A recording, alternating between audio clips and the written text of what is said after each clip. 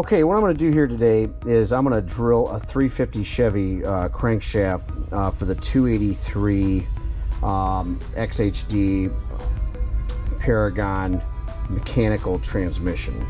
So the crankshaft needs to be drilled. Okay, this is a sheet that I acquired from our friends at Midwest Marine. So it tells you where to drill this. See, the key crankshaft keys are here. Quarter inch, 250 thousandths, basically 3 inches long. The original 283 crank bolt was 3/8 24. Well, all the modern 350, 305 stuff is 7/16. So we're going to use a 7/16 bolt. In fact, this engine here actually was a reman engine and actually burnt the transmission up. That's why I'm doing this. That's why I'm covering this, because we got a cross section, another 1/4 inch hole, 1 inch 160 thousandths down in to intersect the oil hole to feed oil through the front of the crankshaft snout to lube the transmission bearing. So right here is the crankshaft. I've got it set up on a vise because I'm going to start drilling down through. And I don't know if this is going to come out. I hope it does. You can see that that's just a blind hole in there. So let's measure how deep it is to begin with.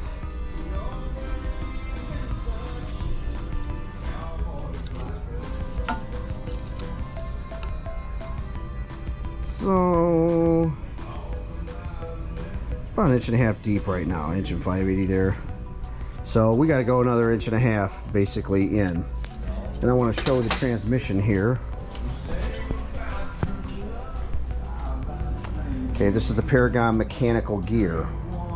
All right, and inside here, that has to lube this bearing and the planets and so forth. So oil fed into here is a big deal. A lot of guys think, oh no, it's just splash lubrication because it's in the crankcase. Nope, not so fast. Look what it did to this bearing already. Luckily this engine had other issues with it, so it didn't run very long. But like I say, it's a reman engine. It's not the reman engine company's fault, because they're just reman 350s. It's the person who switched it over that just didn't realize what was going on. So that's what's going on here. And this bolt, see, somebody actually already drilled the bolt and they put an orifice in here. They actually put two of them. Looks like they started drilling wrong. But like I said, the problem is they probably, when they took the bolt out, of course it was a 3/8 bolt, they saw the hole in it, so they duplicated the bolt. But the problem is there's no hole in the crankshaft to feed any of this. So that's the whole problem here. So this nice hole bolt, it's got nowhere to go. So like I say, we're going to go ahead and get started. We'll get our 1/4 inch bit here. All right, we'll lube it.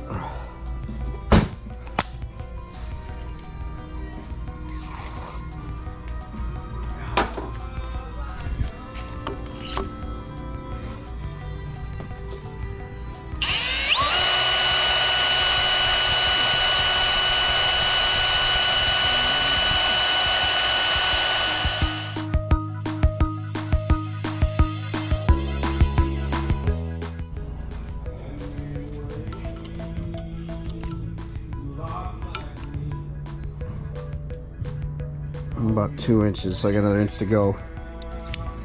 And since taping me drill this, I'll come back when I got it drilled out. Okay, the next step here is we got to be 450 thousandths from the well, I guess you call it the thrust surface. I don't know if I'd call it the thrust, but at the end of the crank. So we've got the keyway pointed away exactly 90 degrees, okay, because we want to try to intersect this oil line that's coming down through here is the goal. Okay, so I've got my caliper set to 450, and we'll come up here. We'll at least get the line.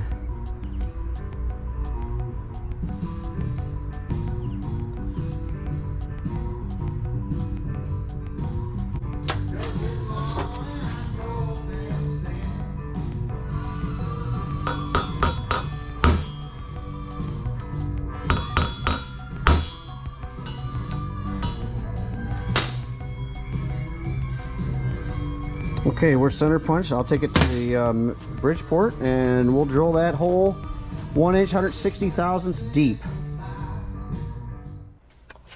Alright, I've got our crankshaft all set up on our Rottler SG9MTS. I decided to do it on this because it's got a better scale for accurate depth. So I zeroed it and I set my finish depth there to 1 inch 160. Yeah, I know it's negative because we're going down. So took the V-blocks off our Bridgeport and I just put up a hillbilly level here. So I know that I'm pretty much close to 90 degrees. Maybe just a shade over. So I'll monitor that, but I say let's go ahead and get drilling here.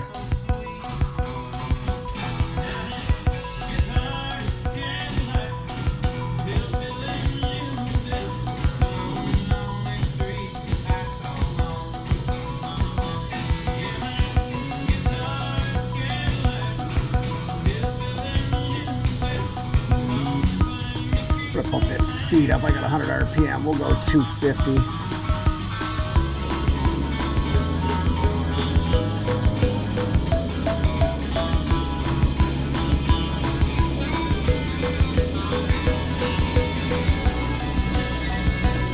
Good center. We'll go ahead and put a little lube. Nice easy pressure.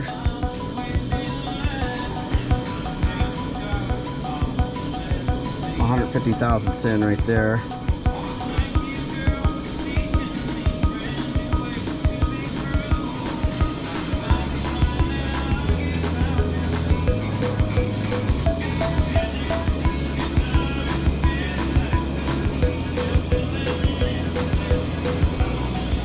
There's 1 inch right there, so we're getting close.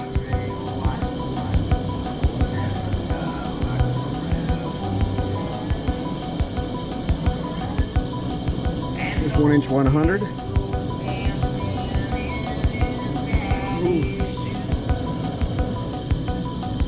There's 1 inch 162. That's a better idea. We'll suck that up. So make a mess in our shop.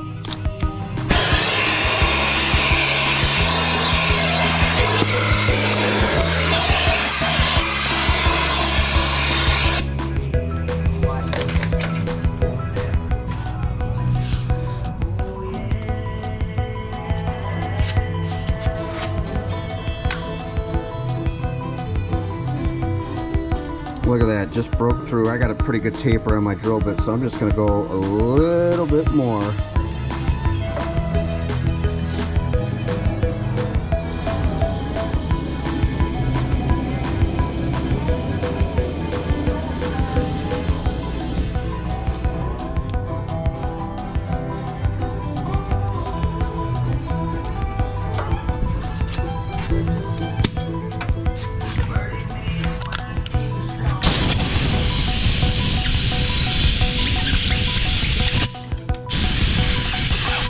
Definitely intersected there.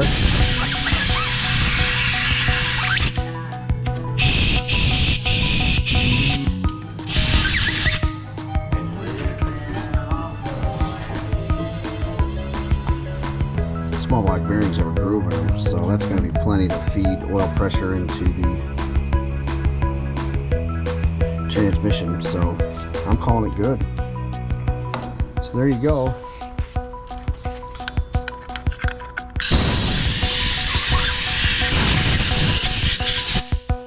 There's our cut unit. We'll go over here to our main bearings that have a groove in them.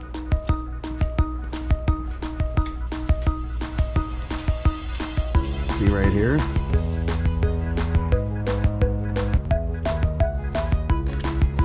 So you got the main oil feed coming from the block.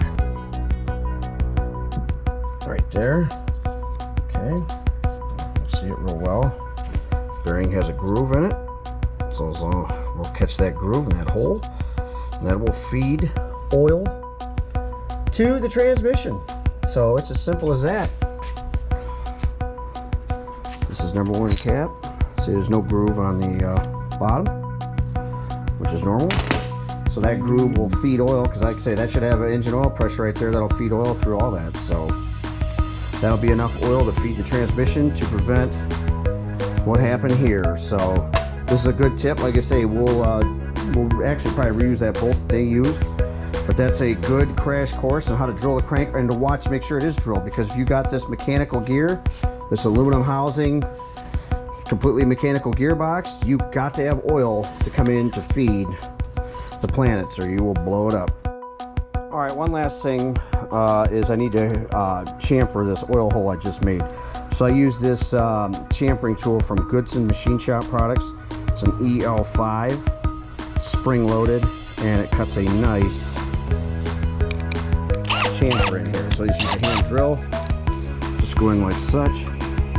All right, and light pressure, and just run the drill kind of slow. I kind of walk it around a little bit, like an eccentric.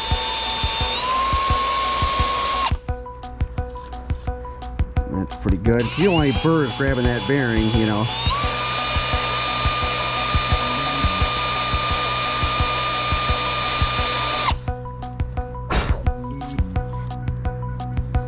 There you go. That's perfect. Now I'll go ahead and polish it. There's our cork belt here.